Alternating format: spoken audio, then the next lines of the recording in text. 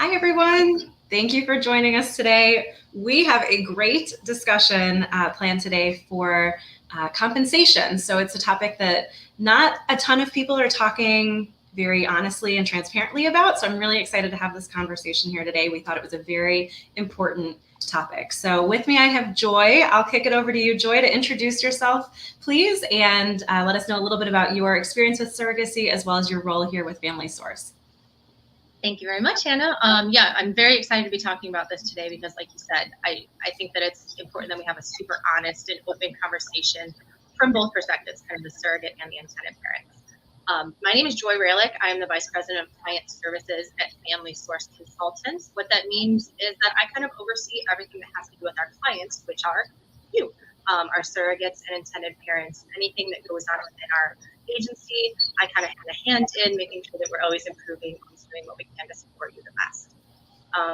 I started my surrogacy endeavor back in 2015. I had stumbled upon a GoFundMe actually on Facebook for a set of intended parents that were looking for a surrogate to help them carry and raise money through the entire process. I ended up reaching out to the intended mother over Facebook Messenger, just kind of asking how she got started. How did you choose your agency? What were your first steps? Really looking for more advice than an intended parent. And we got to talking, and realized we had a lot in common, realized that we kind of coordinated on the hot topics that we need to be discussed for surrogacy. Really hit it off. We had a couple of times and realized that we were a great match. We could do this together. So I signed on with Family Source. We had our first baby in 2020. And then we actually signed up for a sibling journey and had their little brother in 2022. So they're local to me. Still really great connection with them and really great friends. But throughout the process, I realized that surrogacy was something I needed to have in my life a little more substantial than just being able to carry. So I reached out to Family Source and wanted a position. I started out as a case manager, which is kind of like the people who will hold your hand throughout your entire journey. And then I've made my way all the way up to the client service role that I have now. Fantastic. So you have experience on kind of all sides of this. So just about yeah. Really close with my intended parents. So I really got to know kind of what the process looked like from their opinions as well. And then while I was a case manager, I worked solely with surrogates, solely with intended parents. So I really do have like kind of an overview of how everyone kind of thinks and processes the journey. Yeah, which is exactly why you came to mind immediately as someone who would be a great person to talk to about this topic. So thank you for joining us here. So to dive right in, and just a kind of disclaimer for everyone watching. So if you're watching this live, you can absolutely put any questions, comments, thoughts you have in the chat, and we're able to see those live. So if you have a question, just type it on in. We'll be able to respond to that directly on this 30-minute time that we have together today. If you're watching the recording, you can obviously reach out to either of us after the fact, and we are happy to get your questions answered as well. So, okay, so compensation in general. I know this is something that is advertised a lot and sometimes in kind of a misleading sort of way. So just to clarify, and starting with the basics, I know I've seen advertisements that are like, do you want to be a surrogate? Come make $100,000. So break that down. Like what is compensation in surrogacy, and what are the different types of ways that surrogates receive compensation? Yeah, perfect question. So really, when you're talking about any type of compensation you are going to get from a surrogacy, I want to break it down to two different parts. You have your compensation, which is your base pay for your time, energy, pain and suffering, basically the fact that you are willing to do this for the next year. That is your base compensation. And then the other half of it would be reimbursements. So anything that you are reimbursed for expenses you incurred throughout the journey that were related to the surrogate. So when you see those advertisements that are saying, come make $100,000, it's one of those situations, my grandpa always used to say, if it sounds too good to be true, it most likely is. Chances are they're either one, misleading you, and that would be one time in the last history of them having a surrogate did someone make $100,000. But it's also, they could be looping in all of those extra reimbursements, the little tiny things that really you have expenses as well. So you're not going to go home with that $100,000. But over the course of the journey, the parents might have paid that much to you to pay for those two different things, the compensation and the expenses. Yeah. Thank you for explaining. So then with the reimbursement, what types of things are surrogates typically reimbursed for? Yep. You will hear me use the phrase a lot throughout this call, reasonable expenses. That is the easiest way to sum it up. Any kind of reimbursement that you are asking for, if it is a reasonable expense for the surrogacy that is expected to be paid by the parents, that is a reimbursement you can request. For example, if you have to go to an appointment for a beta test, let's say you're trying to find out if the transfer worked and you're pregnant, and you go to an appointment, you are allowed to ask for childcare reimbursements for that appointment. You are allowed to ask for the childcare above and beyond what you normally use, and for how long you were gone. Just because you go to an hour-long appointment doesn't mean you're going to take your entire daycare bill for the day and ask the parent to reimburse that. It would need to be something above and beyond what you're already typically using that cost you money and was reasonable for the amount of time you were gone. Other expenses, I mean, reimbursements can go anywhere from travel expenses. If you're going to be at a transfer for a long time, even a baggage fee, if you're going to, again, if a bag is reasonably necessary for your trip. Medical expenses, of course, you should have to be paying for your own expenses. The surrogacy should never cost you money, but outside your base compensation, you should never be making money off those reimbursements. It should always just be a payment to what was needed for the process. Right.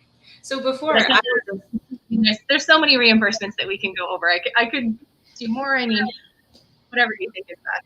Yeah, there's just so much. I think part of me, like, before, so I was a surrogate myself, and before I did this and went through the legal process, I didn't understand all that you could even be compensated for. So I think it goes both ways. Like, yes, you need to keep it reasonable and, as you said, very applicable to what's actually needed. But I was surprised that it does include things like childcare, because I know going into it, that was a concern of mine, is like, what happens if I do have to travel for a transfer, or if I do have to have someone watch my kids while I go to all these appointments? Like, what does that look like? But it does sound like there's compensation potentially involved with that as an option as well, right? Yeah, anything that is required by the parents, by the contract, by the surrogacy itself, by your OP, if that is an expense to you, then you could be reimbursed for that because it is required for the surrogacy. It's not something you would do on a regular Tuesday.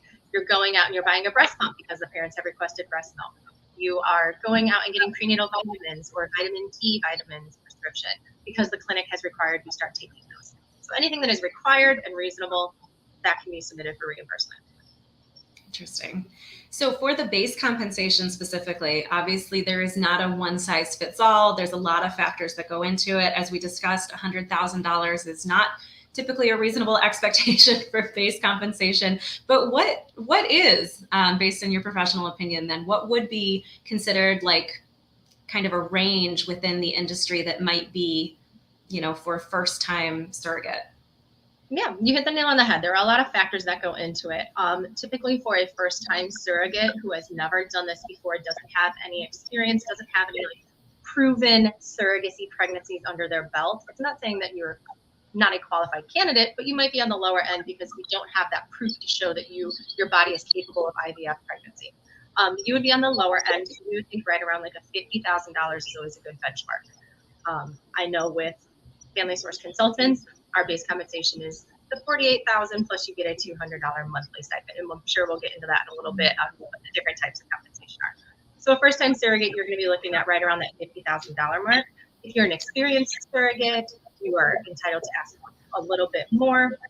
Any range between like a 48 and a 60, sometimes up to 65. If you are just absolutely stellar, have your own insurance, know that there's going to be cost savings throughout the journey.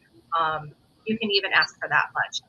But you just want to make sure that you're not overpricing yourself and limiting the amount of parents who would want to match you. Mm-hmm. Absolutely. So with, you had mentioned this monthly stipend. What types of things does the monthly stipend cover? So really the monthly stipend is to minimize the amount of reimbursement you're going to have to ask for. So like I mentioned before, those prenatal vitamins. If you could have to travel to, in my own personal experience, I had to go to Chicago, where every time I would park at the hospital, I'd have a $12 parking fee. So things like that, other little monthly expenses that are minimal but still would add up because they're necessary for the surrogacy. So then you wouldn't have to put those in for a proper disbursement. They would just be rolled into that monthly stipend. Mm-hmm. And we did have someone check in and ask, do you submit it as it happens, or do you wait until the end and then submit all of your reimbursements at once? Anything that you receive from a surrogacy, whether it be a reimbursement for a parking ticket, any medical bills, you need to submit those right away. The sooner we have them, the easier it is for us to address them and know that they were valid in that moment. You will have to provide documentation. So you'll need a receipt. We can't just trust that you went out and spent $48 on prenatal vitamins. We have to have a proof. But you're going to want to submit those all at once. For the compensation portion of it, those are going to come out automatically once you hit certain milestones. And I know we're going to touch on that in a little bit. Yeah. So with the insurance piece, you mentioned having insurance might make a difference. How does that impact the base compensation or any other type of compensation, whether or not the surrogate has surrogacy-friendly insurance? Well, it's never going to guarantee that having surrogate-friendly insurance is going to up your compensation. It's just kind of like an icing on the cake. But should you be an experienced surrogate who knows their insurance is going to cover the pregnancy, that almost gives you more of a leeway to ask for a little bit more.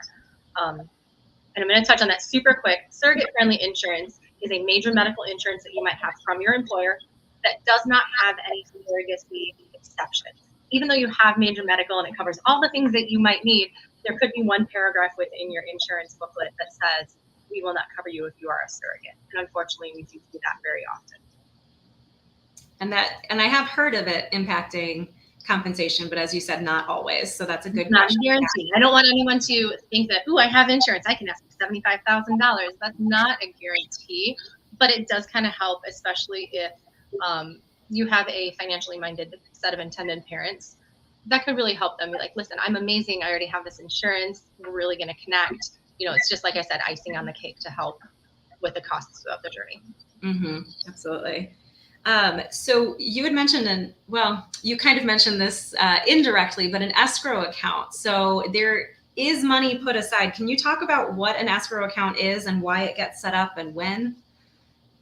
Yep. An escrow account is a necessary component of a surrogacy journey. I will say that for intended parents, and I will say that for surrogates alike. The escrow account is a third party that holds your money. Kind of like a savings account, but it's more monitored.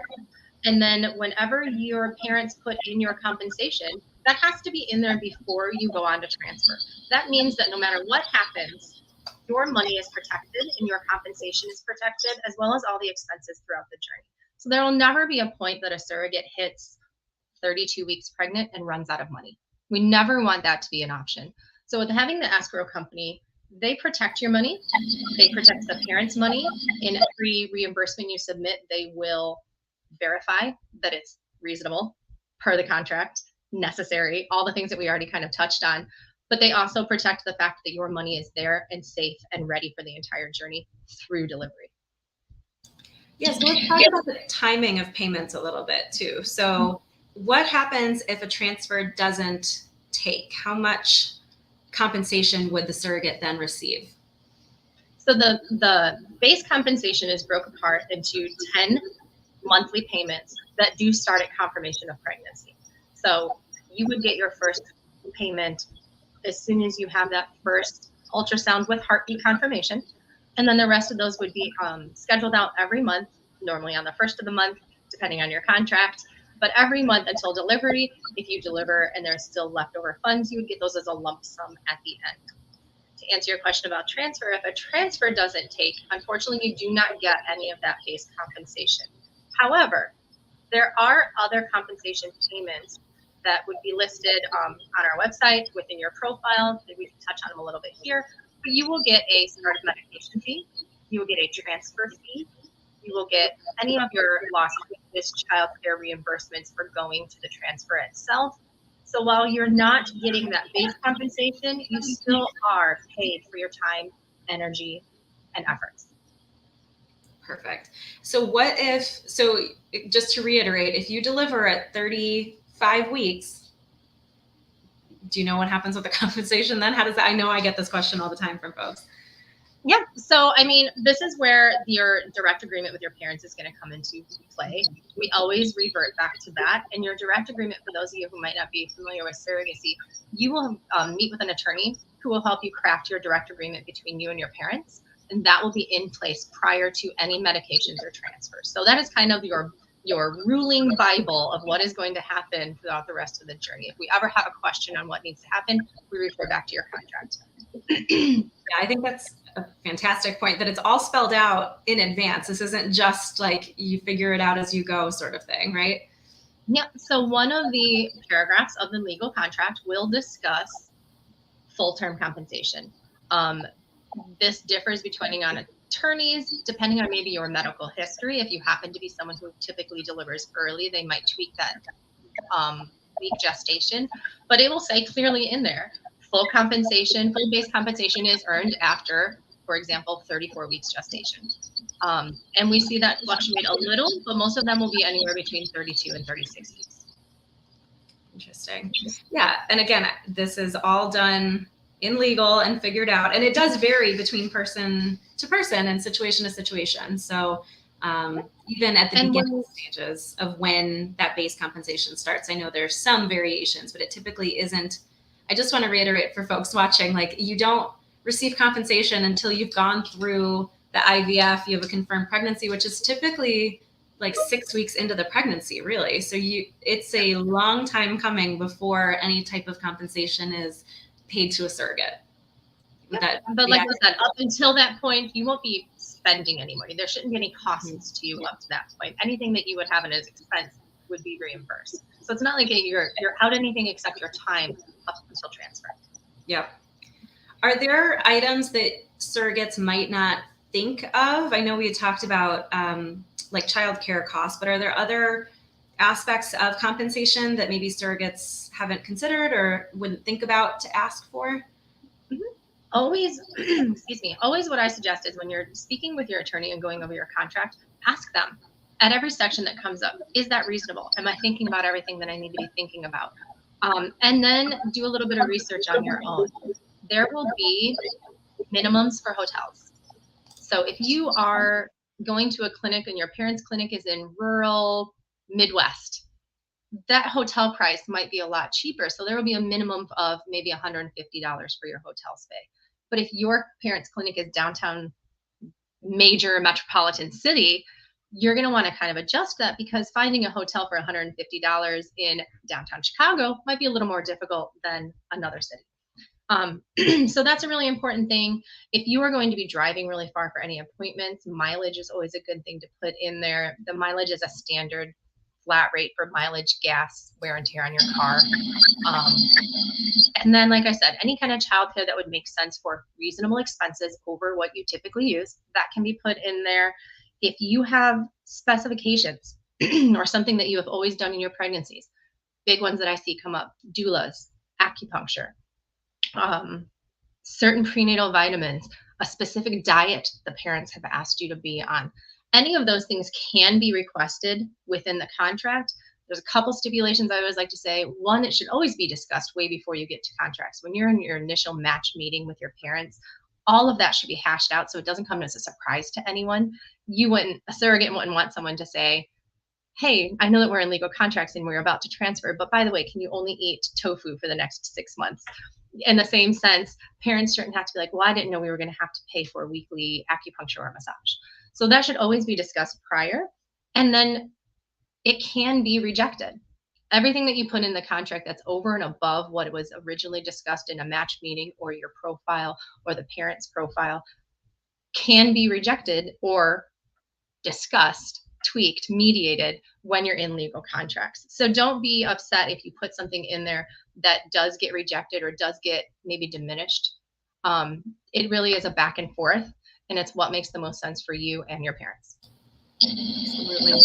If you find that it's not a good fit based on these conversations, I totally agree. I think it's, don't be afraid to negotiate and ask for what it is that you think is a good fit for your needs in this process. And at the same time, like, it's a match process, right? Not everyone is a match for someone else. And so on either side, intended parents or surrogates, not being afraid to walk away from a situation if it's not going well in some of those negotiations. So, but as you said before too, the attorneys and, the agencies have kind of standards of practice, so things that are typical, and we'll be able to guide folks in kind of the right direction on a lot of that stuff. So yeah, any of those additions would be something extra that you are requesting. So it shouldn't be anything that is still necessary for you to have the baby.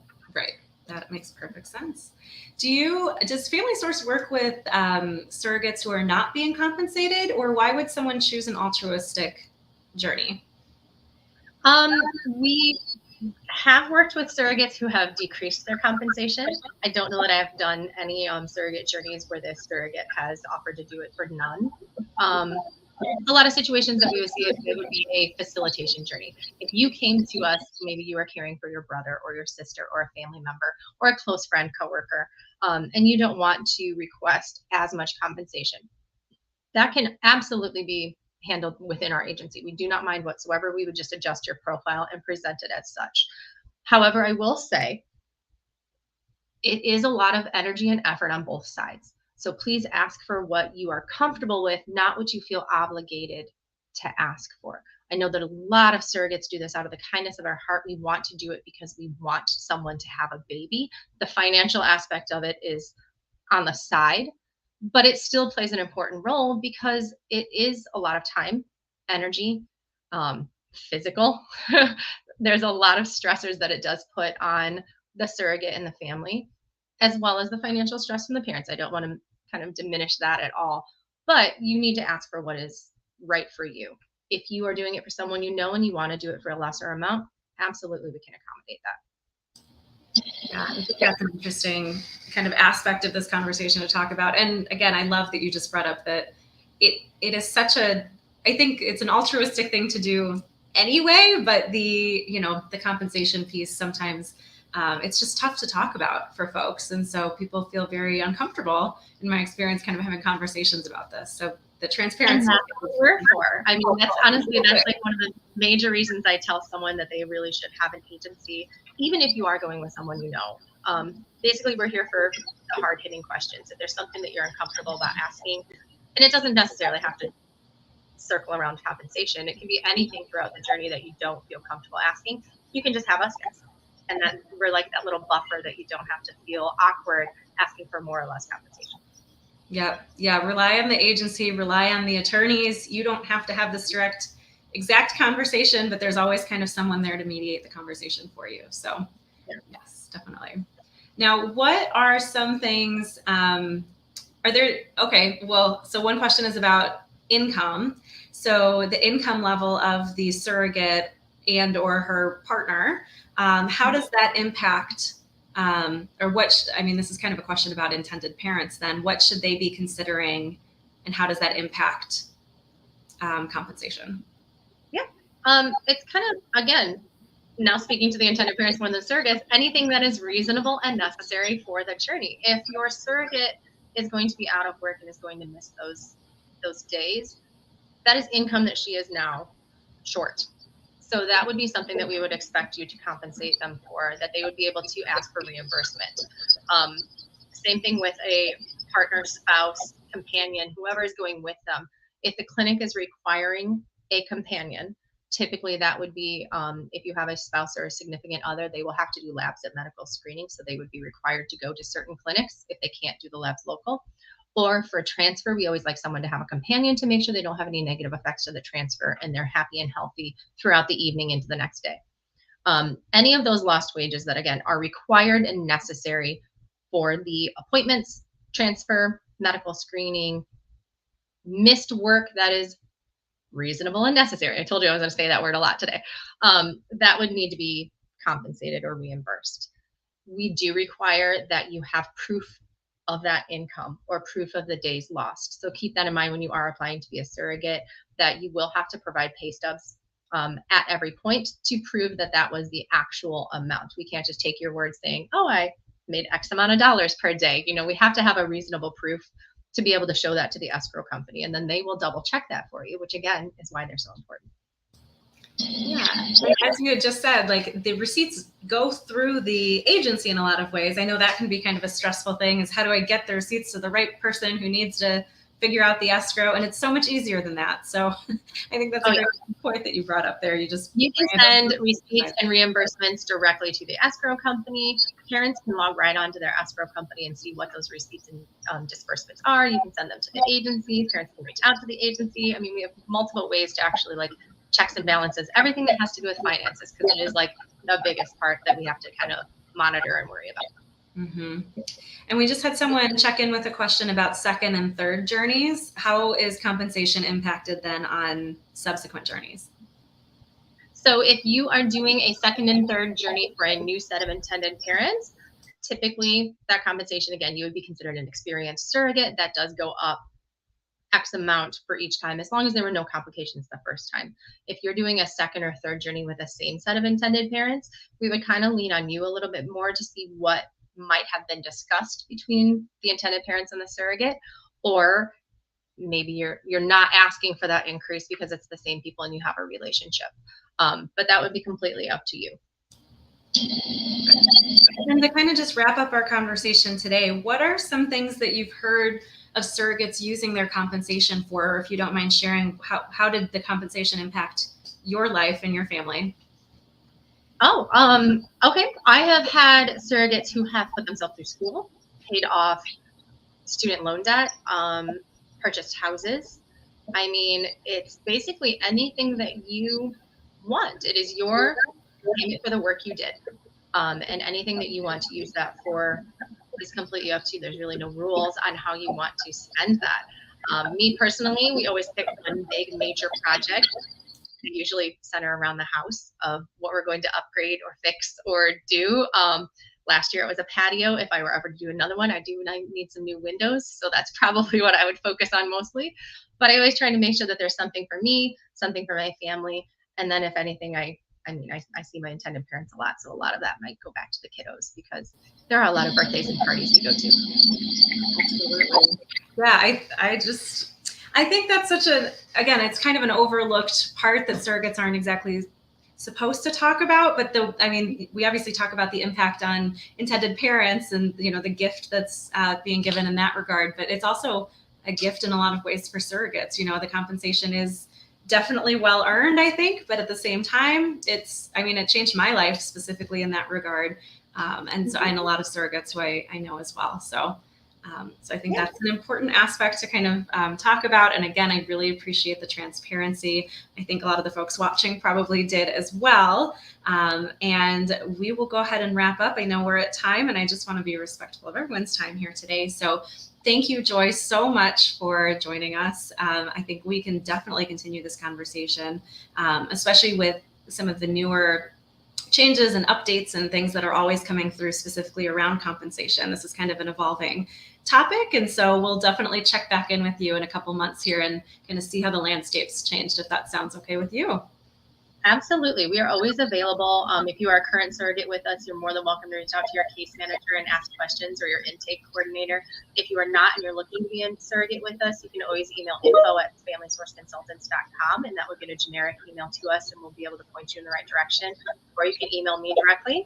I don't mind whatsoever. So we are always available to answer questions and just kind of help with any of these sticky situations, like you said, that are a little awkward to talk about, but necessary.